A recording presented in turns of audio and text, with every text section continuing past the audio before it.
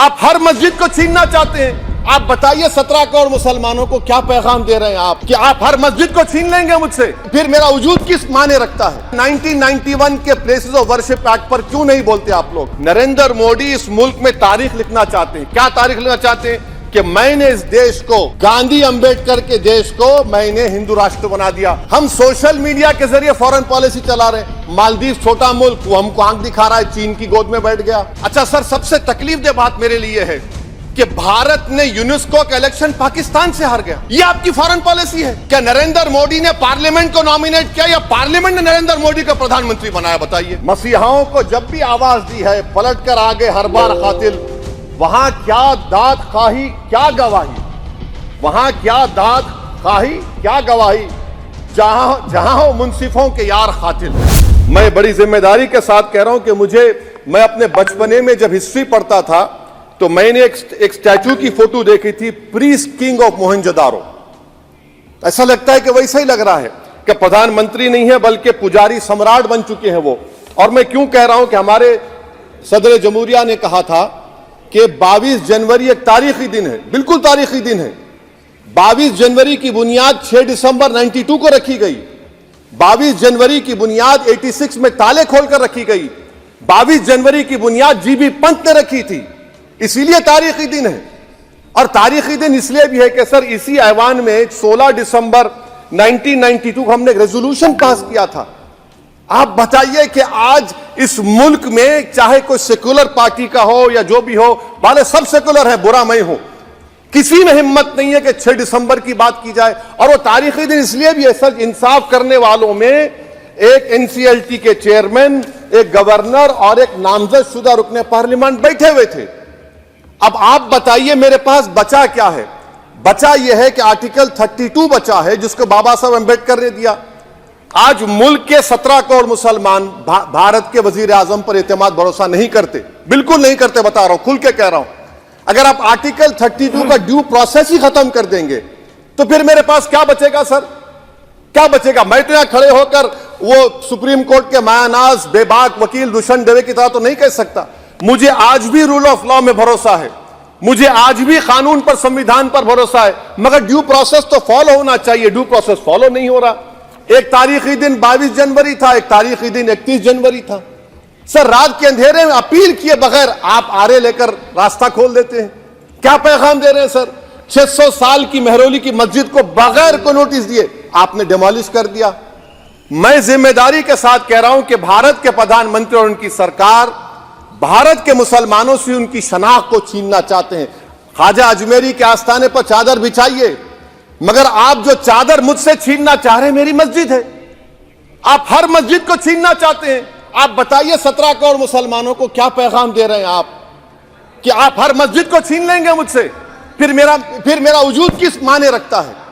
मेरा शनाख्त क्या माने रखता है? रूल ऑफ लॉ क्या माने? अच्छा 1991 के प्लेसेस ऑफ वर्शिप एक्ट पर क्यों नहीं बोलते आप लोग? आप उस पर कायम है ही नहीं है। आप 500 साल की बात करते। मैं आपसे कहता हूं भाई 500 साल पे मत जाइए, बौद्ध पे जाइए, जैनिज्म पे जाइए, शैविज्म पे जाइए, कहां रुकेंगे? अरे इस देश को आजादी मिली 47 में, संविधान मिला हमको बाबा साहब अम्बेडकर का बराबरी का। उससे पहले तो राजा रजवाड़े थे, जमहूरियत नहीं थी, लोकतंत्र नहीं था, मगर आप उसको उस बारे में लेके जाते। अरे 500 साल आगे क्या होगा बताइए? आप किसी एक सिविलाइजेशन, सर अंग्रेजी में किसी ने कहा था, civilisation can not be rewritten by hatred, history can not be corrected by demolition. आप ये नहीं कर सकते। और मैं उम्मीद करता हूं कि जब मौर्रिख तारीख लिखेगा, नरेंद्र मोदी इस मुल्क में तारीख लिखना चाहते हैं। क्या तारीख लिखना चाहते हैं? कि मैंने इस देश को, गांधी अंबेडकर के देश को मैंने हिंदू राष्ट्र बना दिया। मैं उम्मीद करता हूं कि हमारे भारत के हमारे हिंदू भाई देश के प्रधानमंत्री की सोच को नाकाम करेंगे। उन पर है, अब देखते हैं क्या होता है। सर नेबरहुड फर्स्ट की पॉलिसी है। नेबरहुड फर्स्ट क्या हो रहा है सर? हम सोशल मीडिया के जरिए फॉरेन पॉलिसी चला रहे हैं। मालदीव छोटा मुल्क, वो हमको आंख दिखा रहा है, चीन की गोद में बैठ गया। हमारे लद्दाख में हमारे जो लोग जानवर को लेकर घास चराए जाते, वहां पर चीन की आर्मी आके रोक रही। बताइए, बांग्लादेश चीन की गोद में बैठा हुआ है। आप गैलेंट्री अवार्ड दे रहे हैं, क्यों दे रहे हैं? कि चीन बैठा हुआ है। तो आपका बफर जोन गया कहां भाई साहब? आपका बफर जोन तो कहां गया नहीं मालूम, गायब हो गया बफर जोन। और दूसरी बात सर, आप ये भी देख लीजिए कि यहां पर मैं आपको इंपॉर्टेंट पॉइंट ये बताना चाह रहा हूं सर, ये हम बोलते हैं India middle east economic corridor, कितना पैसा है बताइए, वो नहीं बताया जाता। अच्छा सर, सबसे तकलीफ दे बात मेरे लिए है कि भारत ने यूनेस्को का इलेक्शन पाकिस्तान से हार गया। हम पाकिस्तान से हार गए, ये आपकी फॉरेन पॉलिसी है। यूनेस्को के इलेक्शन हम पाकिस्तान से हार गए। अच्छा, मामला इजराइल का, फलस्तीन का, गाजा का आया, अक्टूबर में 10,000 लोग मर गए, हमने यूएन में सीज फायर की तायीद नहीं की। दिसंबर आया 20,000 मर गए तो हमने तायीद कर दी। क्यों तायीद की? क्योंकि ग्लोबल साउथ को हमको फॉलो करना पड़ रहा। भारत ग्लोबल साउथ को फॉलो कर रहे, मेरे लिए तकलीफ दे बात है। यह आपकी नाकामी का बहुत बड़ा सबूत है। इसीलिए हम बता रहे हैं कि यह सरकार की बहुत से नाकाम। सर, अलीगढ़ मुस्लिम यूनिवर्सिटी, आखिरी पॉइंट, अलीगढ़ मुस्लिम यूनिवर्सिटी, सर आप उत्तर प्रदेश से आते हैं सर, 81 में एक्ट पास हुआ।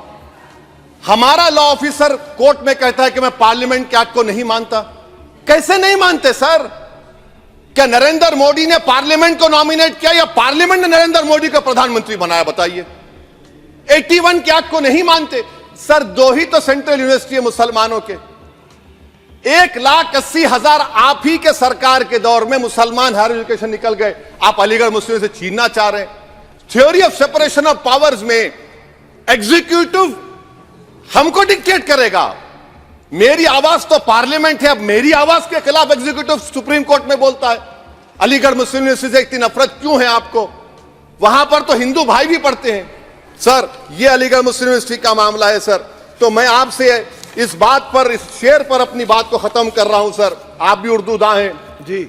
मसीहाओं को जब भी आवाज दी है, अहमद फराज का शेर है जी जी, मसीहाओं को जब भी आवाज दी है पलट कर आ गए हर बार कातिल। मसीहाओं को जब भी आवाज दी है पलट कर आ गए हर बार कातिल। वहां क्या दाद खाही क्या गवाही, वहां क्या दाद खाही क्या गवाही, जहां हो मुंसिफों के यार कातिल।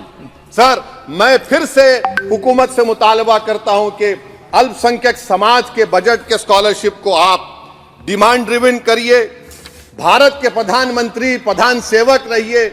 आप कोई प्रीस किंग मत बन जाइए।